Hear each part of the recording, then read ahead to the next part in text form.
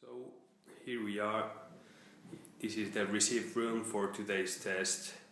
It's been a pre-test from a commercial unit below and it didn't sound too good.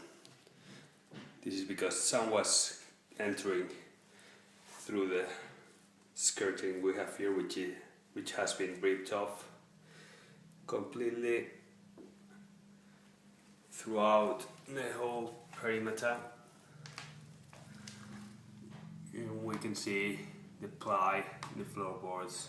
It doesn't get to the wall, so we have massive holes and gaps where the sound is entering.